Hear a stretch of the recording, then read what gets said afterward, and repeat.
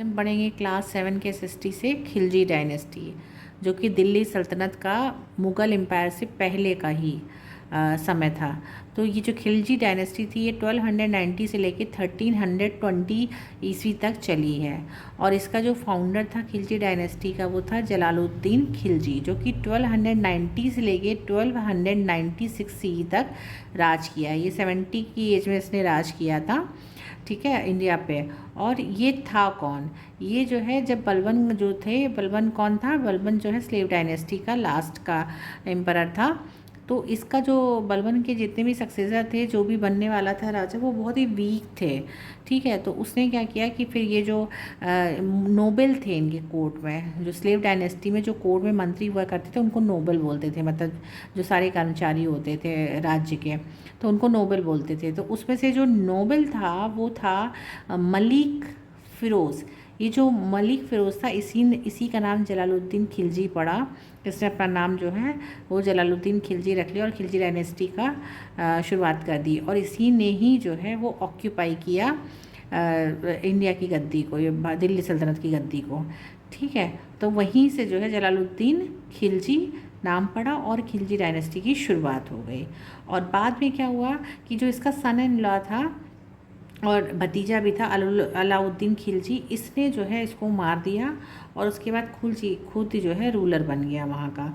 और अलाउद्दीन जो खिलजी था वो 1296 से लेके 1316 तक इसने राज किया। और इसका जो इंटेंशन था वो एक्सपेंशन का इंटेंशन था, ये जो है और भी ज़्यादा फैलना चाहता था। तो इसने क्या किया कि फैलना शुरू किया धीरे धीरे। रणथंभौर, चित्तौड़, गुजरात, मांडू और मालवा में इसने अपना फैलाव करना शुरू करा, ठीक है। और उसका जो जनरल था मलिक काफूर, इसने बहुत ज़्यादा लूटपाट करी देवगिरी में, जो है वो खूब ज़्यादा इसने लूटपाट करी। तो इसका मेन जो था कि वो सारा अपने एम्पायर को बढ़ाना चाहता था और उसने काफ़ी एम्पायर अपना लार्जेस्ट साइज़ का कर भी लिया था। और जितने ये सबसे बड़ा डायनेस्टी कहलाई है, सबसे बड़ा जो फैलाव था इस डायनेस्टी में हुआ अशोका के टाइम से पहले तक का बता रहे हैं। अशोका के टाइम तक इससे बड़ा फैलाव किसी ने भी नहीं किया था, सबसे ज़्यादा अलाउद्दीन खिलजी ने ही किया था।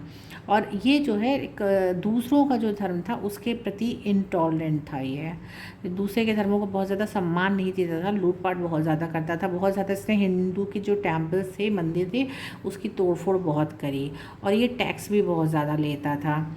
और इस्लाम में कन्वर्ट होने के लिए भी ये बहुत ज़्यादा फोर्स करता था।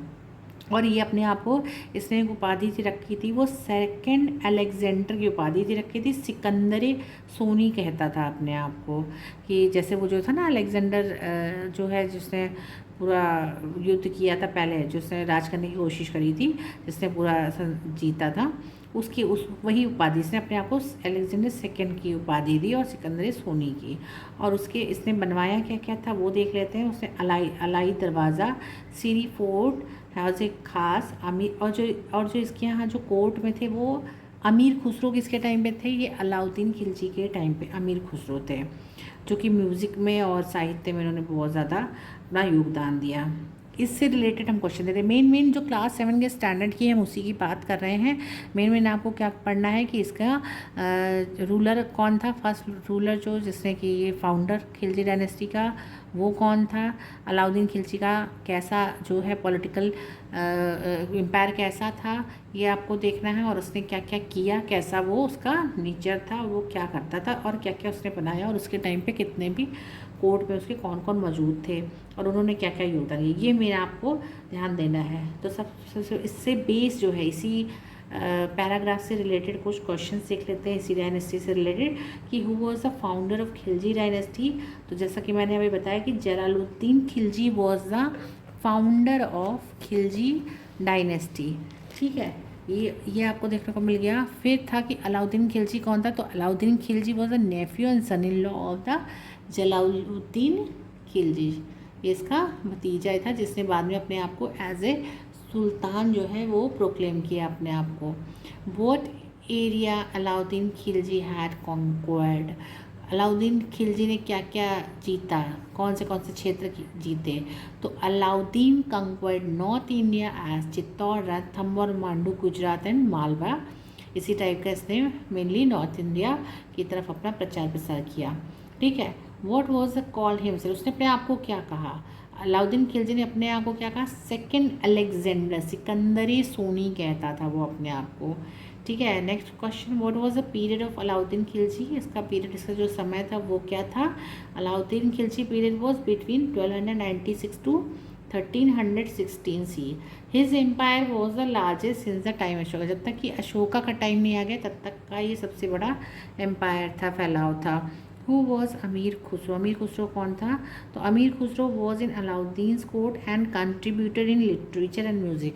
अमीर खुसरो जो है इनकी कोर्ट में था, इनके अलाउद्दीन खिलजी के टाइम पे, और उसने किसमें अपना योगदान दिया? वो दिया म्यूज़िक और साहित्य में। ठीक है, नेक्स्ट क्वेश्चन है, who built the Alai Darwaza Siri fort, the second city of Delhi. Siri fort को जो है सेकेंड सिटी ऑफ दिल्ली भी कहते हैं। और Hazrat Sultan the palace of the 1000 pillars, Hazar Sultan. ठीक है, Alauddin Khilji build Alai Darwaza and Siri fort and the Hazar Sultan. ठीक है, नेक्स्ट जो डायनेस्टी है वो है तुगलक डायनेस्टी। तुगलक डायनेस्टी क्या है? वो 1320 से लेकर 1414, ये भी दिल्ली सल्तनत में ही आती है और ये अलाउद्दीन खिलजी के बाद का समय है। तो लास्ट किंग जो खिलजी डायनेस्टी का था वो, उसको गाजी मलिक ने मार दिया। ठीक है, और जो गाजी मलिक था उस वही गयासुद्दीन तुगलक था। इसने तुगलक डायनेस्टी स्टार्ट कर दी और इसने ही जो है अलाउद्दीन खिलजी के बाद रूलिंग किया।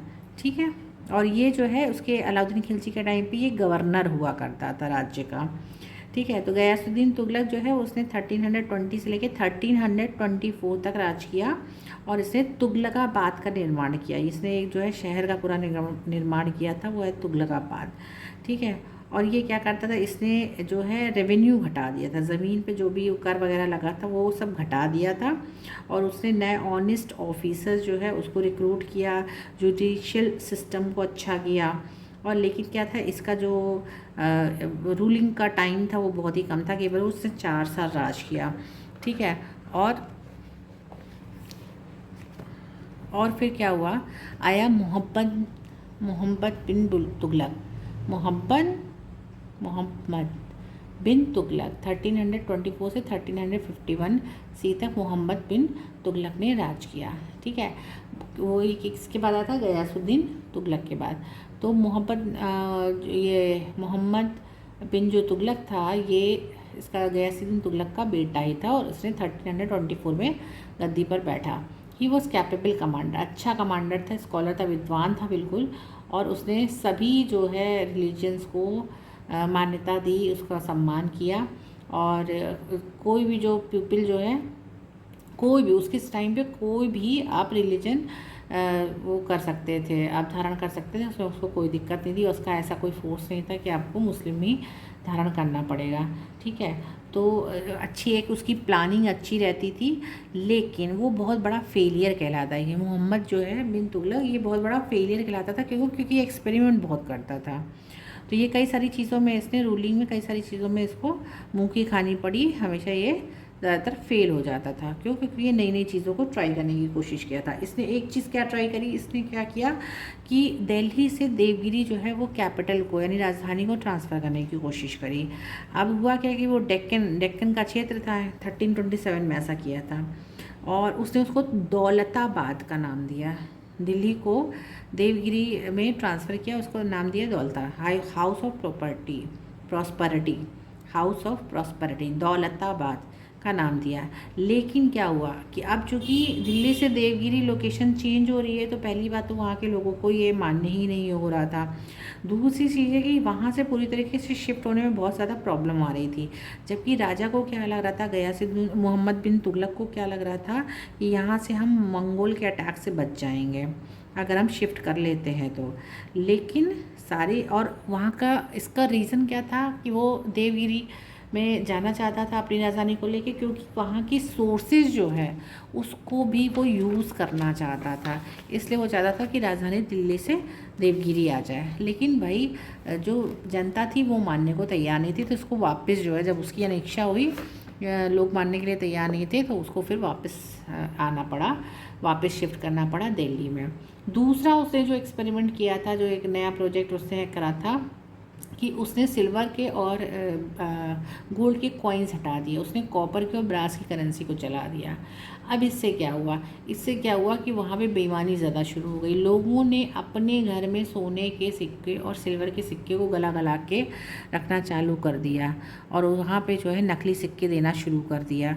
अब उससे क्या हुआ कि मोहम्मद बिन तुगलक के पास जितने भी सिक्के थे सारे जो जमा हुए वो सारे नकली थे, तो ज़्यादातर नकली हो गए थे। तो इससे इस तरीके से क्या हुआ कि फौजरी बहुत ज़्यादा होने लगी।